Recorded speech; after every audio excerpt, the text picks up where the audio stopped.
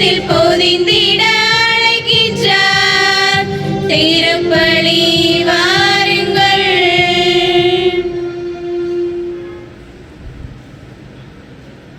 மங்கள ஆரத்தி எடுத்தும்மை அழைத்தோம். குருகுலமே வருக, குருகுலமே வருக. திருப்பலி நிறைவேற்ற வருகவென்றழைத்தோம். குருகுலமே வருக, குருகுலமே வருக.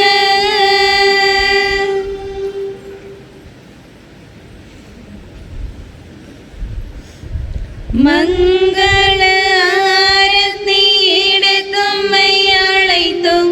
இறை மக்களை வருக, இறை மக்களை வருக. பலியினில் பங்கேற்க வருகவென்றழைத்தோம். இறை மக்களை வருக, இறை மக்களை வருக.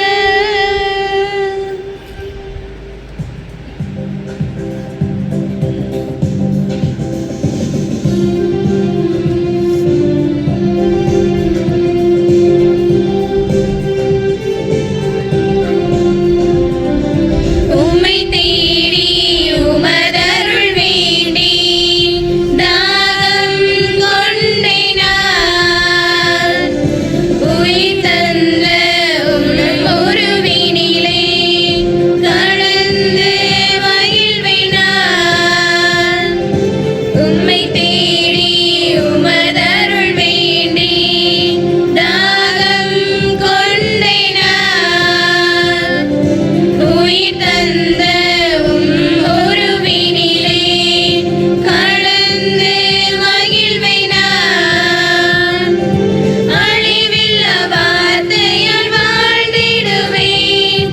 திருவுடல் திரு ரத்தம் பருகிடுவேன். திருப்பலி வாருங்கள்.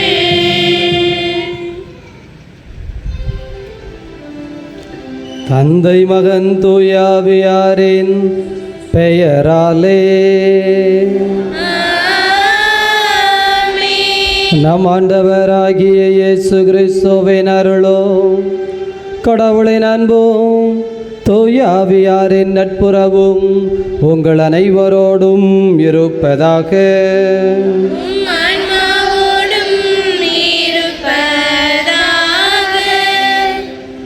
திருப்பலியின் ஆரம்பத்திற்காக அனைவரும் அமர்வோம்.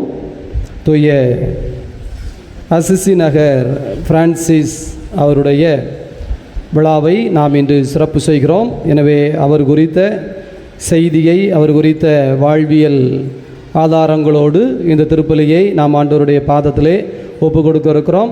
அன்பு குழந்தைகளே, இந்த அசிசி நகர் புனித பிரான்சிஸ் குறிப்பாக இயற்கை, எளிமை இவற்றையெல்லாம் மனிதர்கள் தன்னுடைய உள்ளத்திலே கொண்டு வந்தால் தெய்வீகத்தை அடையலாம், உணரலாம் என்பதை வெளிக்காட்டியவர். இன்று ஆடம்பரங்களும் ஆர்ப்பாட்டங்களும் மிக பெரிய அளவிலே வெளிக்காட்டப்படுகின்றன. எனவே எளிமையை பெரும்பாலும் யாரும் விரும்புவதில்லை.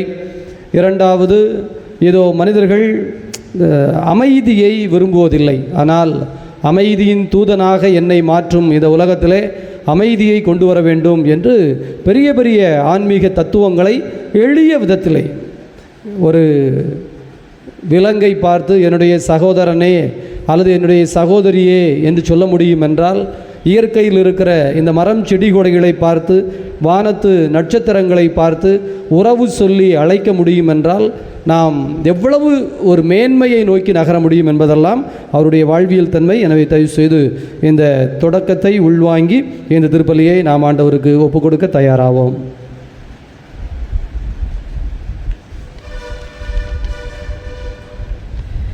திருப்பலி முன்னுரை.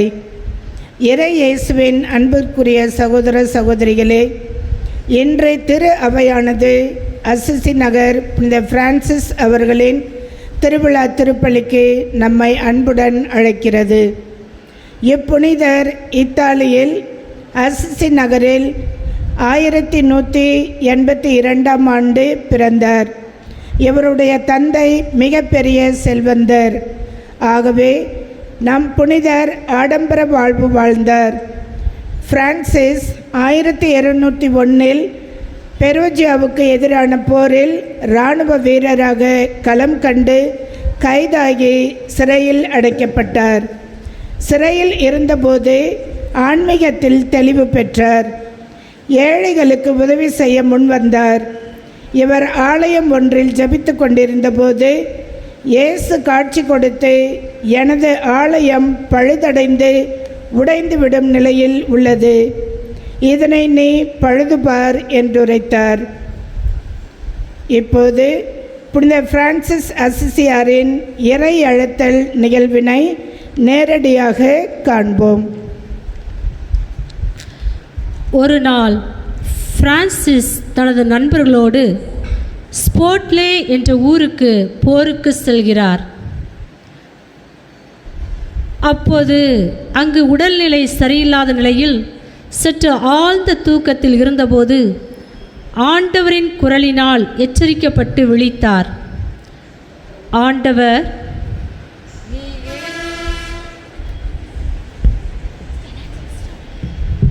நீ ஏன் சிறிதளவு மதிப்பில்லாத இம்மனிதரிடம் இவ்வளவு அன்பாக இருக்கின்றாய்? உனக்கு அளவிட முடியாத அளவு மதிப்பு கொடுக்கக்கூடிய கடவுளிடம் நீ ஏன் உன் தாராள உள்ளத்தையும் அன்பின் சேவையையும் கொடுக்கக்கூடாது? இதைவிட நீ இன்னும் நன்றாக இருப்பாய் அல்லவா என்றார். உடனே பிரான்சிஸ், நான் என்ன செய்ய வேண்டும் என்று ஆண்டவரிடம் கேட்டபோது, உடனே அசிசிக்கு திரும்பு, நீ என்ன செய்ய வேண்டும் என்று உனக்கு அறிவிக்கப்படும். அன்று இரவு தயக்கத்துடன் வீடு திரும்பினார். அப்போது மீண்டும் ஆண்டவர் அவரிடம், பிரான்சிஸ், பிரான்சிஸ், உனது பணி தலைவனுக்கா அல்லது பணியாளருக்கா என்று கேட்டார். எனது பணி தலைவனுக்கே என்று பிரான்சிஸ் கூறவே, எனக்கு பணி செய் என்றார். அப்போதே தன்னை முழுமையாக இறைவனுக்கு அர்ப்பணித்து நிபந்தனையற்ற முறையில் இறைவனை அன்பு செய்து பணி செய்யத் தொடங்கினார். ஒரு நாள் பிரான்சிஸ் வயல்வெளியில் விவிலிய நூலை வாசித்து கொண்டிருந்தபோது அருவருக்கத்தக்க ஒரு தொழுநோயாளரை பார்த்து, அந்நோய் தன்னை தொற்றிக்கொள்ளும் என்று பயந்து அங்கிருந்து செல்ல நினைத்தார். ஆனால் அவ்விடத்தில் நின்று அம்மனிதனை உற்று நோக்கி தைரியமாக அவன் அருகில் சென்று அவனை அணைத்து முத்தமிட்டார். பயம் என்ற போராட்டத்தில் வெற்றி பெற்று தான் ஒரு புதிய மனிதனாக மாறியதை உணர்ந்தார். அவரது உள்ளம் அன்பு என்ற புதிய உணர்வை கண்டுணர்ந்தன. ஆனந்தம் கொண்டார். துன்புறும் தொழுநோயாளர்களில் துன்புறும் இயேசுவை கண்டார். தந்தை நிறைவுள்ளவராய் இருப்பது போல் நீங்களும் நிறைவுள்ளவராயிருங்கள். என்னை அன்பு செய்த ஆண்டவரை இதுகாரும் நான் அன்பு செய்யவில்லையே. சிலுவையில் அறையுண்ட மெசியாவை தவிர வேறொன்றையும் பற்றி எனக்கு எதுவும் தெரியாது. கிறிஸ்துவின் அன்பினின்று வேறெதுவும் என்னை பிரிக்க முடியாது என்று சூளுரைத்தவர் நமது பிரான்சிஸ் அசிசியார். இவர் பறவைகளையும் மரங்களையும் இயற்கையையும் அதிகமாக நேசித்தார். தாழ்ச்சி என்ற புண்ணியத்தை மணிமுடியாக சூட்டிக்கொண்டார். 1223ஆம் ஆண்டு கிறிஸ்து பிறப்பு விழாவை ஒரு மாட்டுக்கொட்டிலில் மாடு மற்றும் கழுதையை வைத்து முதலில் குடில் அமைத்தார். ஆண்டவரே, நான் இறக்கும் முன் பாடுகளை என் உடலில் அனுபவிக்க ஆசைப்படுகிறேன், தாரும் என்று ஜபித்தபோது இவரது உடலில் இயேசுவின் 5 திருக்காயங்களும் பதிந்தன. நற்செய்தியின் கோட்பாடுகளை முழுமையாக கடைபிடிக்க ஏழ்மையை சிறந்த வழியென கூறி தம் வாழ்வில் வாழ்ந்து காட்டியவர். இவர் உலகம் முழுவதும் புனித பிரான்சிஸின் நற்செய்தி பணியானது குருக்கள், துறவரத்தார் மற்றும் பொதுநிலையினர் அனைவராலும் செயலாக்கம் பெற்று சான்று பகிர்ந்து கொண்டு வருகிறார்கள். இவர் தாம் வாழ்ந்த காலத்தில் சமாதானத்தின் தூதுவராக விளங்கினார். இவரை பின்பற்றி வாழும் நம்மையும் நற்செய்தியின் தூதுவர்களாகவும் அமைதியை நிலைநாட்டும் கற்றூன்களாகவும் வாழ அழைப்பு விடுக்கிறார் நம் புனிதர். இவர் சுற்றுப்புறச் சூழலின் பாதுகாவலர் என்று அழைக்கப்படுகிறார். இந்த புனிதரின் வழியில் நாமும் சுற்றுப்புறச் சூழலை பாதுகாக்க உறுதியெடுத்து தொடரும் இத்திருப்பலியில் பங்கேற்போம்.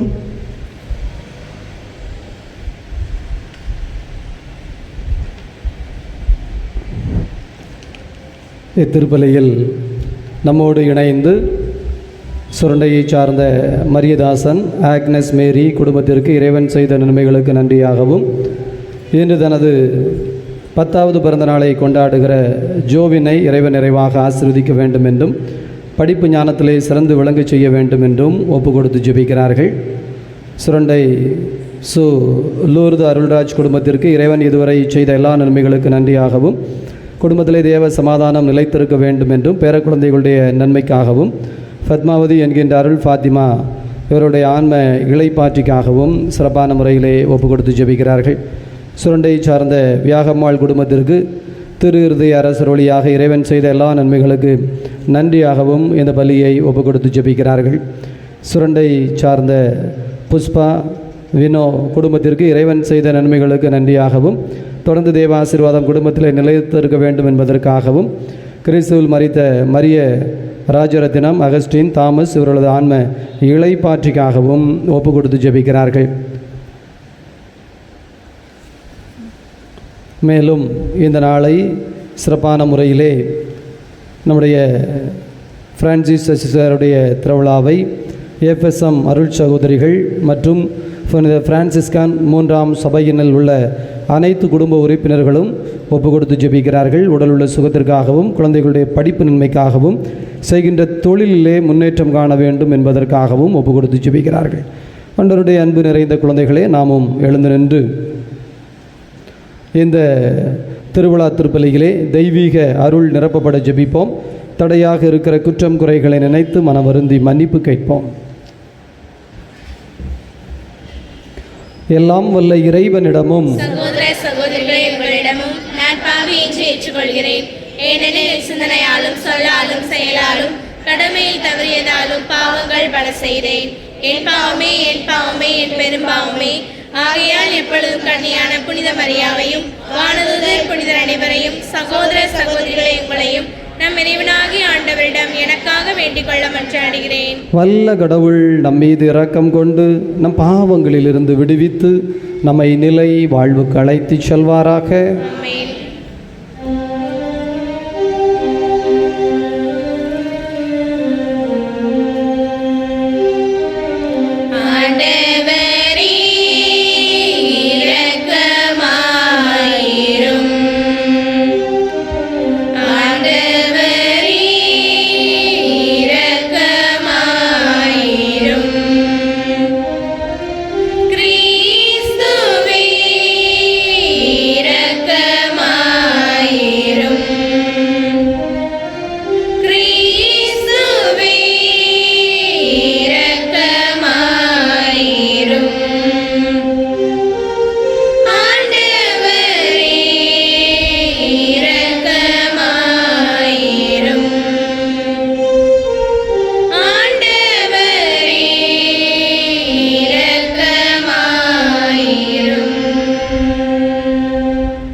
மன்றாடுவோமாக.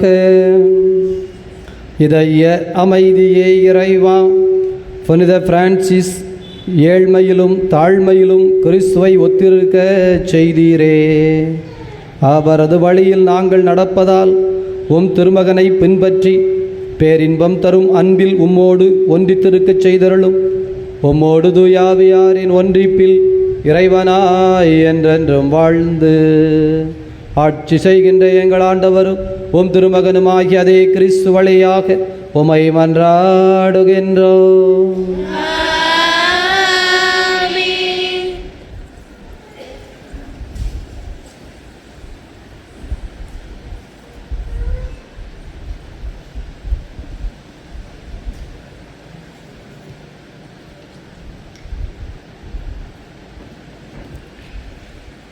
என்னை பொறுத்தவரையில் உலகைப் போல் நானும் சிலுவையில் அறையப்பட்டிருக்கிறேன்.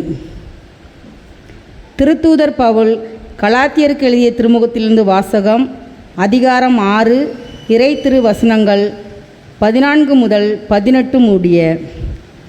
திருத்தூதர் பவுல் கலாத்தியருக்கு எழுதிய திருமுகத்திலிருந்து வாசகம்.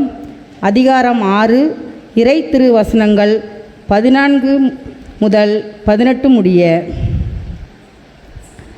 சகோதரர் சகோதரிகளே, நானோ நம் ஆண்டவர் இயேசு கிறிஸ்துவின் சிலுவையை அன்றி வேறு எதை பற்றியும் ஒருபோதும் பெருமை பாராட்ட மாட்டேன். அதன் வழியாகவே என்னை பொறுத்தவரையில் உலகம் சிலுவையில் அறையப்பட்டிருக்கிறது. உலகை பொறுத்தவரையில் நானும் சிலுவையில் அறையப்பட்டிருக்கிறேன். விருத்த சேதனம் செய்து கொள்வதும் செய்து கொள்ளாமல் இருப்பதும் ஒன்றே. புதிய படைப்பாவதே இன்றியமையாதது. இந்த கொள்கையை பின்பற்றுவோருக்கும் கடவுளின் மக்களாகிய இஸ்ரேலருக்கும் அமைதியும் இரக்கமும் உரித்தாகுக. இனிமேல் எவரும் எனக்கு தொல்லை கொடுக்க வேண்டாம். ஏனெனில் என் உடலில் உள்ள தழும்புகள் நான் இயேசுவுக்கு அடிமை என்பதற்கு அடையாளம். சகோதர சகோதரிகளே, நம் ஆண்டவர் இயேசு கிறிஸ்துவின் அருள் உங்களோடு இருப்பதாக. ஆமேன். இது ஆண்டவர் வழங்கும் அருள்வாக்கு.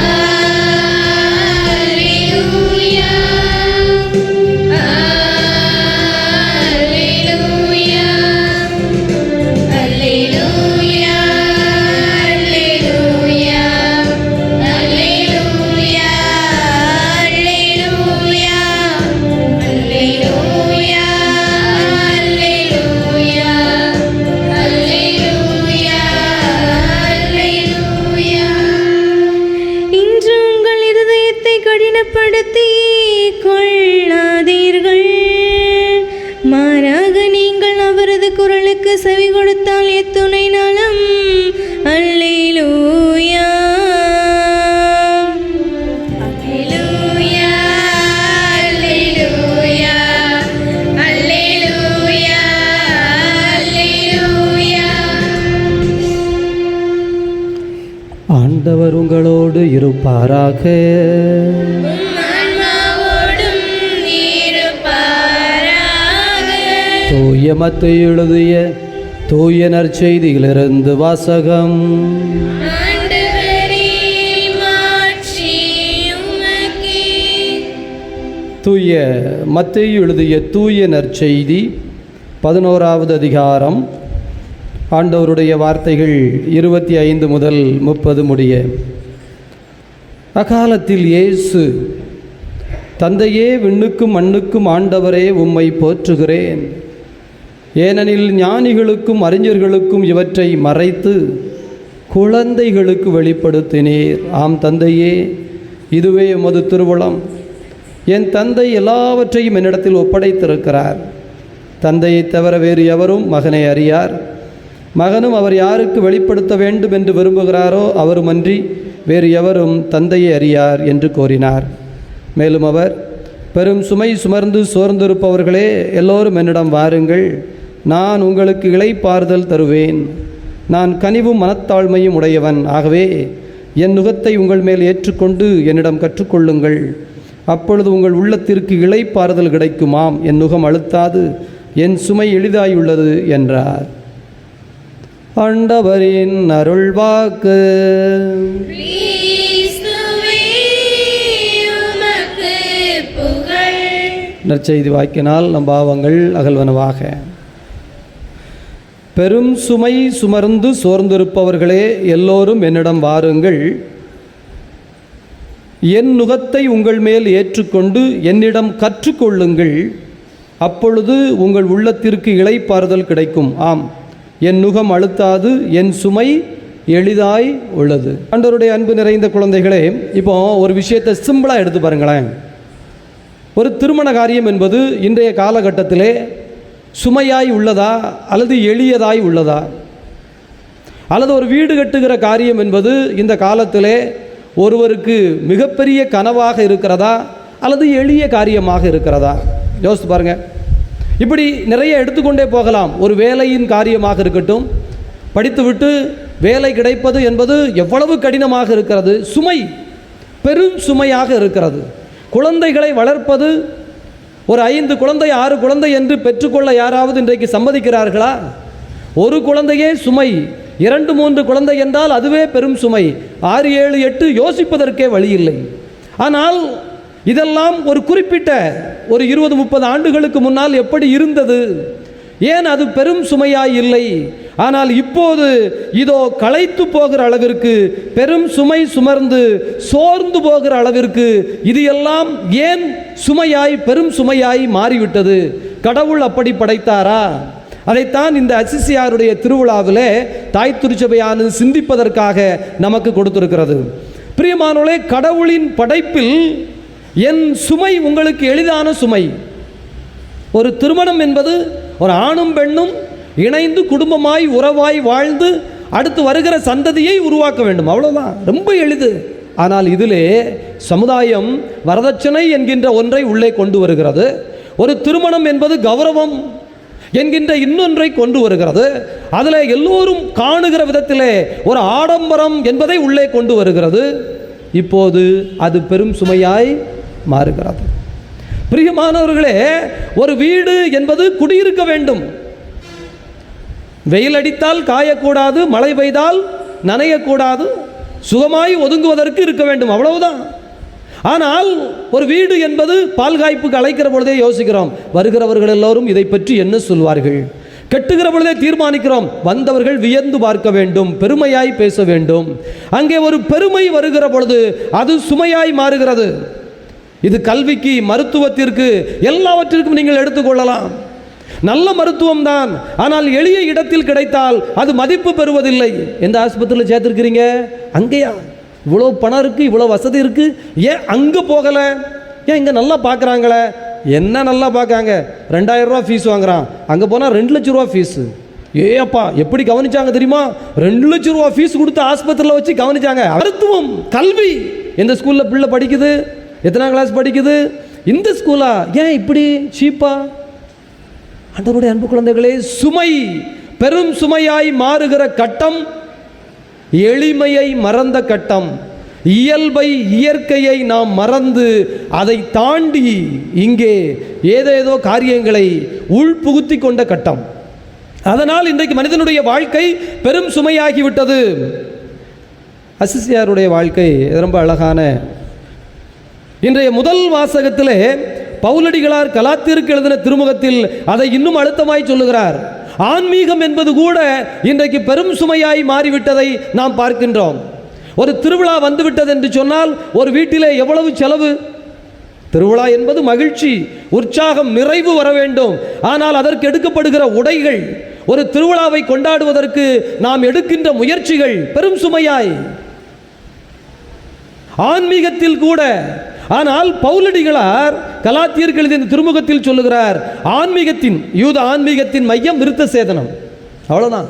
விருத்த சேதனம் செய்தவன் யூதன், விருத்த சேதனம் செய்யாதவன் விலங்குக்கு சமமானவன். இதுதான் யூதர்களுடைய புத்தி. பிரியமானவர்களே, பவுல் சொல்லுகிறார், கமாலியலின் கீழமர்ந்து படித்து சட்ட நுணுக்கங்களை பரிசெயத்தனத்தோடு கைக்குள் வைத்திருக்கிற பவுல் சொல்லுகிறார், விருத்த சேதனம் செய்து கொள்வதும் செய்து கொள்ளாததும் ஒன்றே, புது படைப்பாவதே முக்கியமானது. இந்த விஷயங்கள் எல்லாம் நம்மை புதுப்படைப்பாய் உயர்ந்த நிலைக்கு, புத்தியிலே, வாழ்விலே, நிறைவிலே, மனத்திலே உச்சத்தன்மையை நோக்கி மலரச் செய்வதற்குத்தானே தவிர விருத்த சேதனம் எனக்கு பெருசு கிடையாது. இதை பவுல் சொல்வது எல்லா யூதர்களுக்கும் ஆச்சரியம். அப்படி ஒரு காரியத்தை சொல்லி வாழ்வதற்கு நிறைய சவால் வேண்டும், நிறைய சவால்களை சந்திக்க வேண்டும். பிரியமானவர்களே, எனவே இந்த அசிசியாருடைய வாழ்க்கை அழகாய் சொல்லித் தருகிறது. இந்த உலகத்தில் 2 வகையில் தான் நீங்கள் வாழ முடியும். ஒன்று, இந்த பெரும்பான்மை மெஜாரிட்டி எப்படி கூத்தடிக்கிறதோ, எப்படி கும்மாளம் அடிக்கிறதோ, அல்லது எப்படி கஷ்டப்படுகிறதோ. சொல்வார்கள்ல, தன்னுடைய வால் அருந்த நரி எல்லாருடைய வாலும் அருந்து விட்டால் சந்தோஷப்படும் என்பது போல, ஏதோ ஒரு தலைமுறை தன் வாளை அறுத்து கொண்டது, ஆடம்பரத்தை, இந்த கௌரவத்தை, பெருமையை எல்லாவற்றிலும் புகுத்தி விட்டது. அப்படி நீங்களும் வாழ கஷ்டப்பட்டு கொண்டே இருந்தால் இந்த சமுதாயம் உங்களை ஒன்றுமே சொல்லாது. கூட்டத்தோட கூட்டமாக போகிறான், எல்லாரையும் மாதிரி அவனும் தான் இருக்கான், நம்மளும் பைத்தியம் அவனும் பைத்தியம், அதனால் எந்த பிரச்சனையும் இல்லை. இந்த சமூகம் சந்தோஷமாக ஓடிக்கொண்டிருக்கும், உங்களை தொந்தரவு செய்யாது. ஆனால் உங்களுக்குள் ஒரு வெறுமை, ஒரு கசப்பு, ஒரு தவிப்பு, பெரும் சுமை சுமர்ந்து இதோ பெருமூச்சு விடுகின்ற ஒரு துன்பத்தை நீங்கள் தாங்கித்தான் ஆக வேண்டும், மாற்று கருத்தே கிடையாது. ஆனால் எவர் ஒருவர் இதை உணர்ந்து விட்டாரோ அவர் ஒரு நொடி யோசிப்பார், இப்படி தான் வாழணுமா, இப்படி தான் உடுத்தணுமா, இந்த சமூகம் சொல்வது போல தான் சாப்பிடணுமா, இது இருப்பது போல தான் கட்ட வேண்டுமா, ஏன் அப்படி இருக்கக்கூடாது, இல்லையா இதில் ஏதோ தப்பு இருக்க. ஒரு நொடி நீங்கள் நின்று நிதானித்து விட்டீர்கள் என்று சொன்னால், ஆண்டவருடைய அன்பு குழந்தைகளே, உங்களுடைய வாழ்க்கை முற்றிலும் மாறாகிவிடும், முற்றிலும். இந்த அசிசியார் அதை உணர்ந்து விட்டார். அவங்க அப்பா பெரிய பணக்காரர், ஒத்தைக்கு பையன், அந்த பையன் தான் இந்த சொத்தெல்லாம் காப்பாற்றணும், தனக்கு கீழே இருக்கிற எல்லா அந்த துணி வியாபாரம், பெரிய ஒரு மெர்ச்சன்ட், பயங்கரமான ஆள், அவ்வளவு பணத்தையும் காப்பாற்ற வேண்டும். ஆனால் அசிசியார் சொல்லுகிறார், இல்லை, நான் துறவை மேற்கொள்ள போகிறேன். அவங்க அப்பாவே இவருக்கு கொடுத்த தண்டனைகள் அதிகம் அதிகம் அதிகம். கடைசியாக தந்தைக்கும் அவருக்கும் ஒரு வாக்குவாதம் வருகிறது. டே, நீ சாப்பிட்ற சாப்பாடு நான் கொடுத்ததுடா, நீ போட்டுக்கிட்டு நிற்கிற ட்ரெஸ்ஸே நான் கொடுத்ததுடா.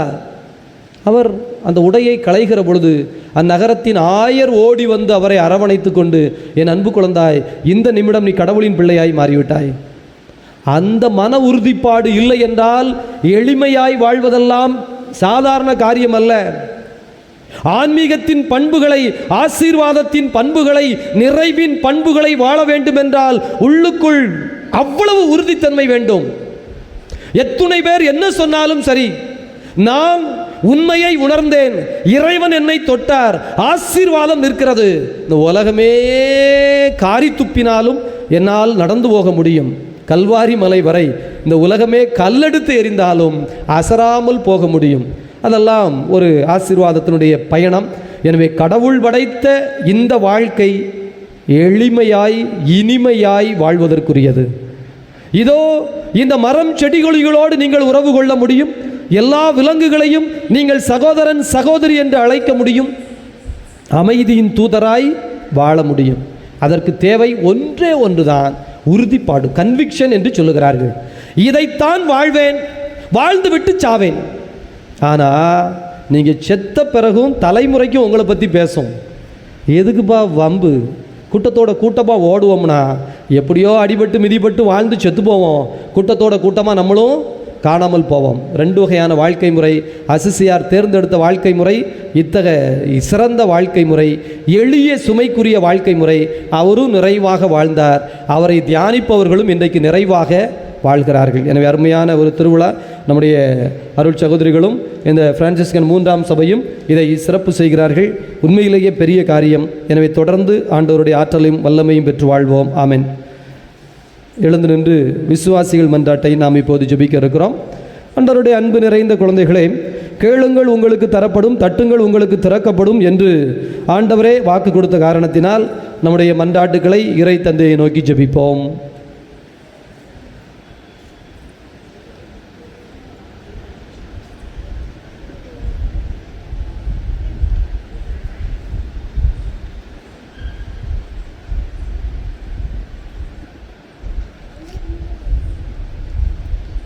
அன்பின் இறைவா, இன்று தம் நாம விழாவினை சிறப்பிக்கும் எம் திருத்தந்தை பிரான்சிஸ் அவர்களுக்காக ஜெபிக்கிறோம். அவருக்கு தேவையான உடலுள்ள நலன்களையும் அளித்து அவரிடம் ஒப்படைக்கப்பட்ட மக்களை நல்ல முறையில் வழிநடத்த வேண்டிய அனைத்து திறமையும் விவேகத்தையும் அளித்தரள வேண்டுமென்று புனித பிரான்சிஸ் அசிசியார் வழியாக இறைவா உம்மை மன்றாடுகிறோம்.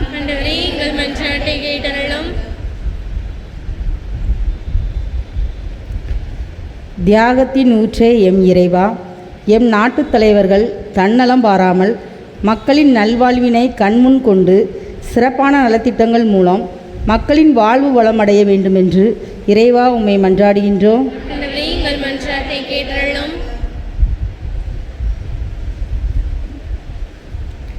இரண்டாம் கிறிஸ்து என போற்றப்படுபவரும் 5 திருக்காயங்களை பெற்றவருமான புனித பிரான்சிஸ் அசிசியாரின் படிப்பினைகளை பின்பற்றும் எஃப்எஸ்எம் சபையின் இருக்கும் அனைத்து கன்னியர்களுக்காகவும் குறிப்பாக எம் பங்கில் பணியாற்றும் அருட்சகோதரிகளுக்காகவும் ஜெபிக்கின்றோம். அவர்கள் தம் அர்ப்பண வாழ்வில் சிறந்தோங்கி மற்றவர்களுக்கு எடுத்துக்காட்டான வாழ்க்கை வாழ தேவையான அருள் வரங்களை தந்துள்ள வேண்டி இறைவா உம்மை மன்றாடுகிறோம்.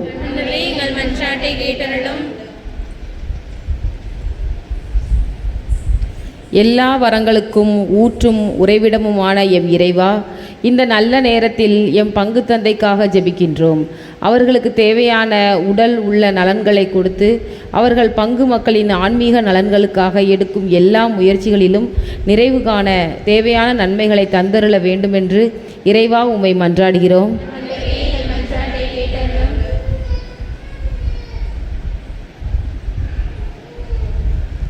அன்பின் இறைவா, நாங்கள் யாருடைய வாழ்விலும் தடைக்கல்லாக இல்லாமல் படிக்கற்களாக இருந்து அவர்கள் வாழ்விலும் ஆன்மீகத்திலும் மென்மேலும் வளர உமது அருளை தந்திட வேண்டுமென்று ஆண்டவரே உம்மை மன்றாடுகிறோம்.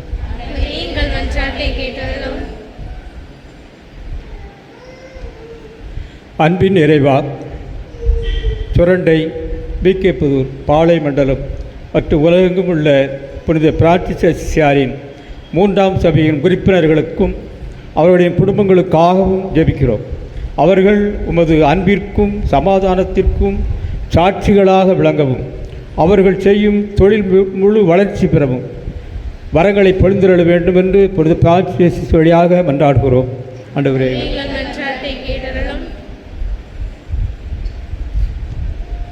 இரக்கத்தின் இருப்பிடமே என் இறைவா, இத்திருவிழா திருப்பலியில் பங்கு பெறும் அனைத்து மக்களுக்காகவும் ஜெபிக்கின்றோம்.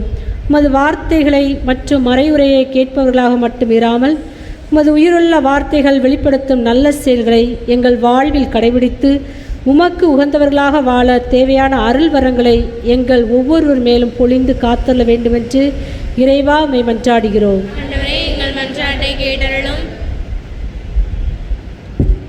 நம்ம ஒருவருடைய தனிப்பட்ட தேவைகளையும் ஆண்டவருடைய பாதத்திலே நம்பிக்கையோடு ஜெபிப்போம். அன்பான கடவுளே, நாங்கள் உம்முடைய பிள்ளைகள் இந்த உரிமையோடு உம்மை நோக்கி எழுப்பியிருக்கிற இந்த மன்றாட்டுகளை எல்லாம் எங்கள் ஆண்டவராகிய கிறிஸ்து வழியாக உம்மை வேண்டுகின்றோம். ஆமென்.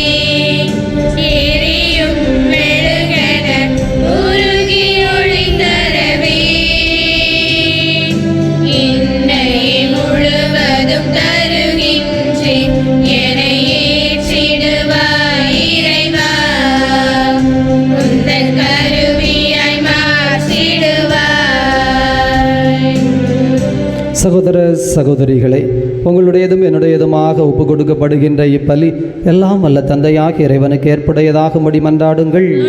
தம் திருப்பெயரின் புகழ்ச்சிக்காகவும் ஆட்சிக்காகவும் நமது நன்மைக்காகவும் புனித திருவின் அனைத்து நலனுக்காகவும் அந்த கையிலிருந்து இப்பலி ஏற்றுக்கொள்வாராக. இதய அமைதியே இறைவா, இக்காணிக்கைகளை உமக்கு ஒப்பு கொடுத்து வேண்டுகின்றோம். புனித பிரான்சிஸ் ஆர்வத்தோடு தழுவிக்கொண்ட சிலுவையின் மறைபொருளை நாங்கள் உமக்கு ஏற்ற முறையில் கொண்டாட தகுதி பெறுவோமாக.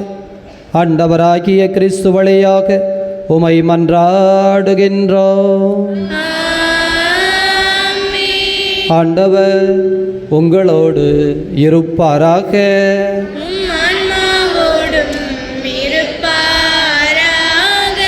இதயங்களை மேலே எழுப்புங்கள். நம் இறைவனாகி ஆண்டவருக்கு நன்றி கூறுவோம்.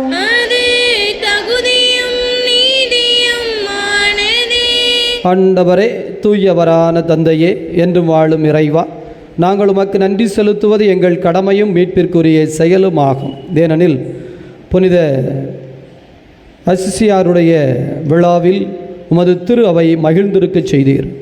அவருடைய இறைப்பற்றுமிக்க வாழ்க்கை நெறியின் எடுத்துக்காட்டால் அதற்கு வலுவூட்டுகிறீர். அவருடைய படிப்பினையால் பயிற்றுவிக்கிறீர்.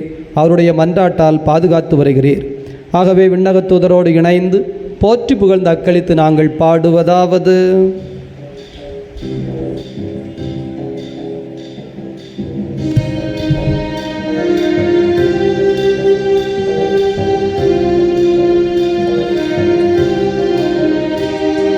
தூயவரே,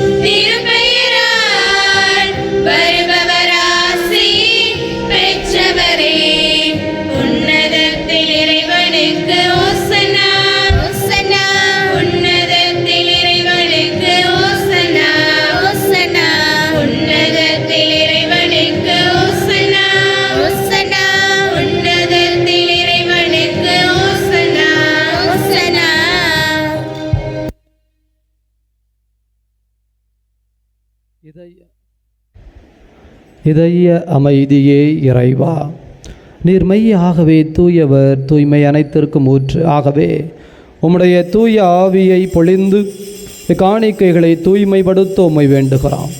எங்கள் ஆண்டவர் இயேசு கிறிஸ்துவின் உடலும் இரத்தமுமாக எங்களுக்கு இவை மாறுவனவாக.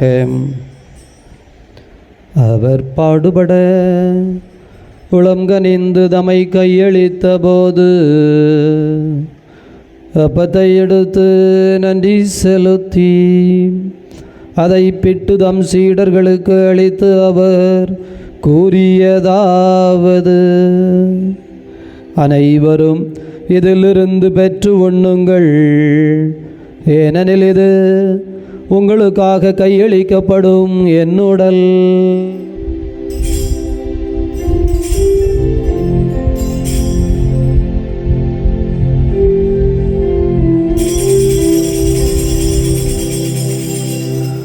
அவ்வண்ணமே இரவு விருந்தை அருந்திய பின் கிண்ணத்தை எடுத்து மீண்டும் உமக்கு நன்றி கூறி தம் சீடர்களுக்கு அளித்து அவர் கூறியதாவது: அனைவரும் இதிலிருந்து பெற்று பருகுங்கள், ஏனெனில் இது புதிய நிலையான உடன்படிக்கைக்குரிய என் இரத்தத்தின் கிண்ணம். இது பாவ மன்னிப்புக்கென்று உங்களுக்காகவும் பலருக்காகவும் சிந்தப்படும். இதை என் நினைவாக செய்யுங்கள்.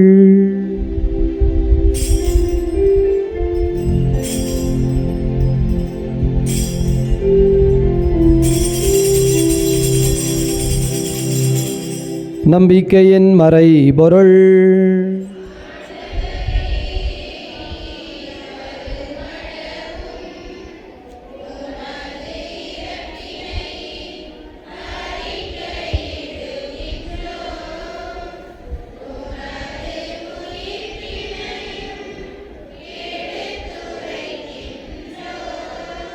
ஆகவே ஆண்டவரே, நாங்கள் கிறிஸ்துவின் இறப்பினையும் உயிர்ப்பினையும் நினைவு கூர்ந்து வாழ்வதரும் அப்பத்தினையும் மீட்பளிக்கும் கிண்ணத்தினை உமக்கு ஒப்புக் கொடுக்கின்றோம்.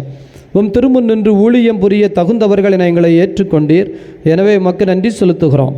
மேலும் கிறிஸ்துவின் உடலிலும் இரத்தத்திலும் பங்கு கொள்ளும் எங்களை தூய ஆவியானவர் ஒன்று சேர்க்க வேண்டுமென உம்மை தாழ்மையுடன் மன்றாடுகிறோம். ஆண்டவரே, உலகம் முழுவதும் பரவி இருக்கும் அது அவையை நினைவு கூர்ந்தருளும். சிறப்பாக எங்கள் திருத்தந்தை பிரான்சிஸ், எங்கள் ஆயர் அந்தோணிசாமி, உமது அன்பு குழந்தைகள் அனைவரையும் தெய்வீக அன்பினால் நிறைவு பெறச் செய்தருளும். உயிர்த்தெழுவோம் என்கின்ற எதிர்நோக்குடன் இறந்த அனைவரையும் உமது திருமுக ஒளியினுள் ஏற்றுக்கொள்ளும் எங்கள் அனைவர் மீதும் இரக்கமாயிரும். கடவுளின் கன்னி தாயான மாட்சிமிக்க மரியாள், புனித அப்போஸ்தலர், இவ்வுலகில் உமக்குகந்தவராயிருந்த புனிதர் அனைவருடனும் நாங்கள் நிலைவாழ்வில் பங்கு கொள்ளும் தகுதி பெற்று உம் திருமகன் இயேசு கிறிஸ்து வழியாக உம்மை புகழ்ந்தேத்து வரமருள உம்மை மன்றாடுகிறோம்.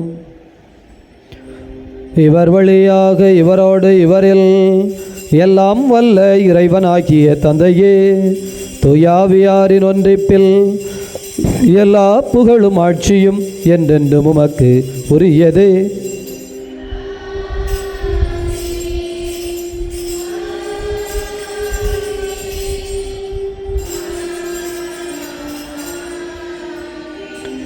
மீட்பரின் கட்டளையால் கற்பிக்கப்பட்டு இறைவடிப்பினையால் பயிற்சி பெற்ற நாம் இணைந்து மகிழ்ந்து விரும்பி ஜெபிப்போம்.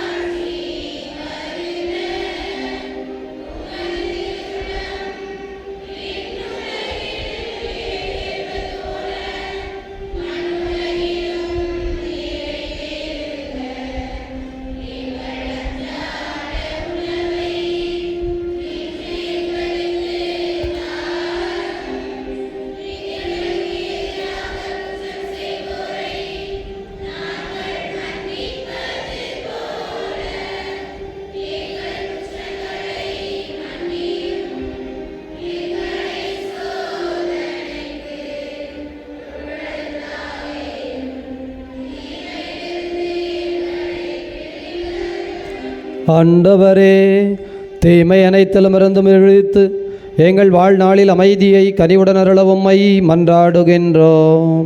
உமது இரக்கத்தின் உதவியால் நாங்கள் பாவத்திலிருந்து எப்போதும் விடுதலை பெற்று யாதொரு கலக்கமும் இன்றி நலமாயிருப்போமாக. நாங்கள் எதிர்நோக்கி இருக்கிற பேரின்பத்திற்காகவும் மீட்பராகிய இயேசு கிறிஸ்துவின் வருகைக்காகவும் காத்திருக்கின்றோம்.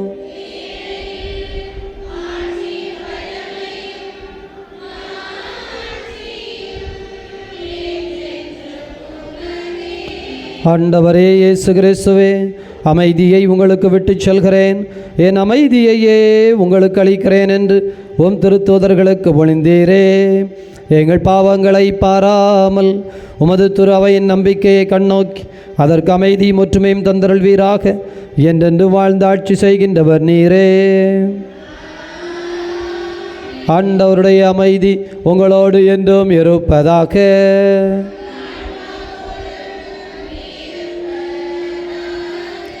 ஒருவருக்கொருவர் ஆண்டவர் தருகின்ற அமைதியை மகிழ்ச்சியோடு அறிவித்துக் கொள்வோம்.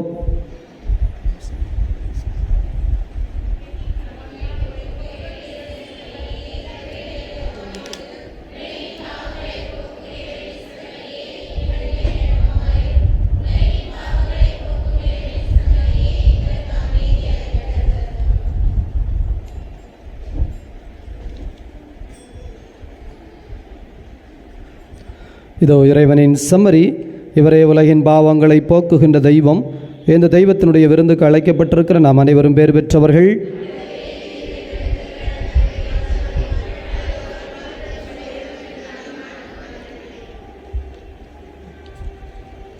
ஏனையவர்கள் அமர்ந்து கொள்வோம்.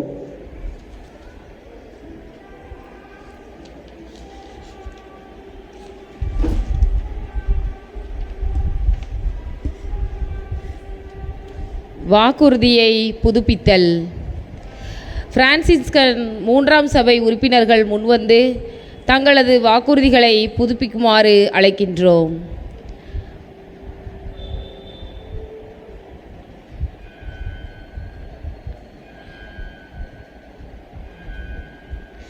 ஆண்டவரே, எங்களை பிரான்சிஸ்கன் பொதுநிலை இயக்கத்திற்கு அழைத்ததற்காக உமக்கு நன்றி கூறுகிறோம்.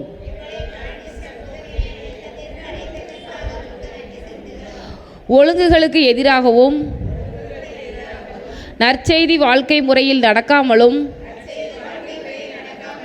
நிகழ்ந்த தவறுகளுக்காகவும் எங்களை மன்னித்தருளுமாறு கேட்டுக்கொள்கிறோம். பிரான்சிஸ்கன் பொதுநிலை இயக்கத்தில் நாங்கள் நுழைந்த நாளிலிருந்தே எங்களுக்கு இருந்த அந்த ஊக்கத்தையும் ஆர்வத்தையும் அன்றுபோல் என்றும் நாங்கள் கடைபிடித்து அதன் ஆனந்தத்தை அனுபவிக்க எங்களுக்கு அருள் புரியுமாறு உம்மை மன்றாடுகிறோம். எங்களது ஆயுட்காலம் முழுவதும் பிரான்சிஸ்கன் பொதுநிலை இயக்கத்தின் ஒழுங்குகளுக்காக ஏற்ப நற்செய்தி வாழ்க்கை முறைக்கும் பிரமாணிக்கமாக இருந்து அதனை கடைபிடித்து வாழ்வோம் என்ற எங்களது வாக்குறுதியை மீண்டும் புதுப்பித்துக் கொள்கிறோம். பிரான்சிஸ்கன் அழைப்பை ஏற்று எல்லா மக்களிடமும் எங்களது வாழ்க்கை முறையாலும் வார்த்தைகளாலும் நமது ஆண்டவர் இயேசு கிறிஸ்துவை அறிக்கையிட்டு சாட்சி பகரவும் திருச்சபையின் சாட்சிகளாகவும் இறைப்பணி கருவிகளாகவும் முன்னோக்கி செல்ல எங்களுக்கு அருள் தாரும். ஆமேன்.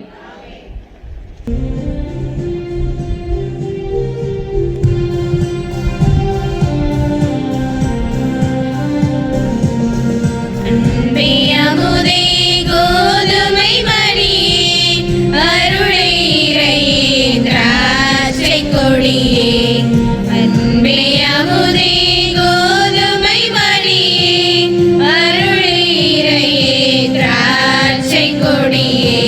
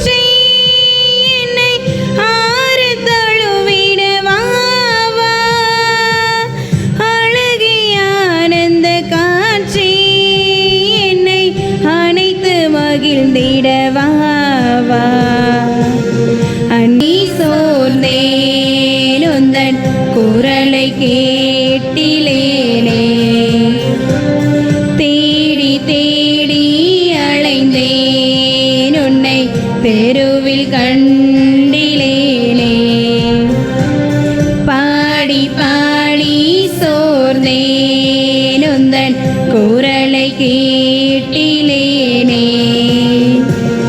வாடி நின்றே நானே என்னை தேடி வந்தாய் நீ வாடி நின்றே நானே என்னை தேடி வந்தாய் நீ ஓடி வந்தேன் உயிரே ஒரு மிடிக்குள் அடங்கா அன்பே ஓடி வந்தேன் உயிரே ஒரு மிடிக்குள் அடங்கா அன்பே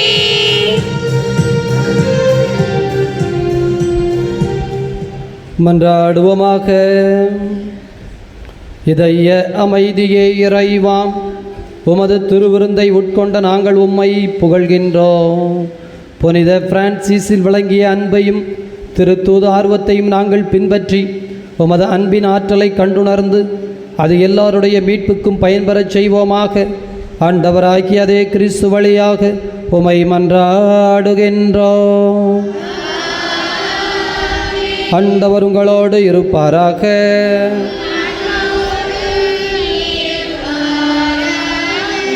வல்ல கடவுள் தந்தை மகன் தூய் ஆவியார் உங்கள் அனைவரையும் நிறைவாக ஆசீர்வதிப்பாராக. உயிர்த்த கடவுளின் உண்மை பிள்ளைகளாக சென்று வாழுங்கள். பேரின்பம் தொடரட்டும்.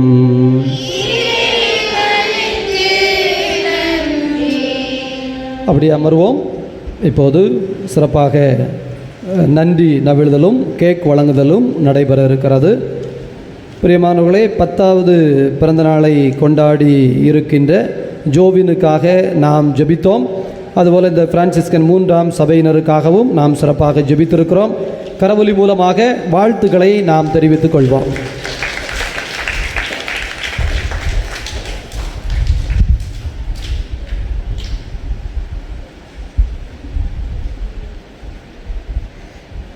முதலாவதாக பிரான்சிஸ்கன் பொதுநிலை சபையினர் சார்பாக அனைவருக்கும் வணக்கத்தையும் திருவிழா வாழ்த்துக்களையும் தெரிவித்துக் கொள்கிறோம். அடுத்தபடியாக நம் பாசமிகு பங்கு தந்தை அவர்களுக்கு இந்த இனிய திருப்பலியை நிறைவேற்றி ஆசீர் அளித்தமைக்காக பிரான்சிஸ்கன் பொதுநிலை சபையினர் சார்பாக நன்றி கூறி இந்த பொன்னாடையை அணிவிக்கின்றோம்.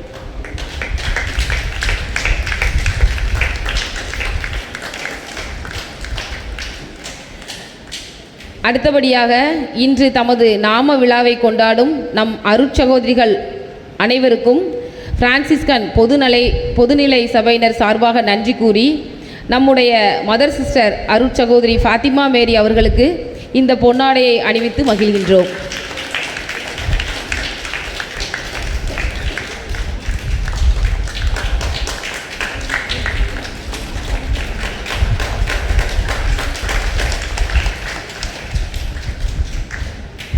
அடுத்தபடியாக நம்முடைய அருட்சகோதரி டெய்சி சிஸ்டர் அவர்களுக்கு இந்த பொன்னாடையை அணிவித்து மகிழ்கின்றோம்.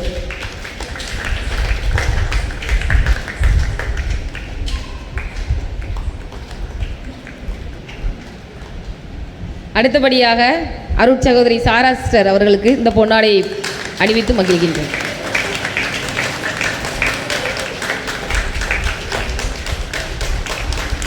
நன்றி, வணக்கம்.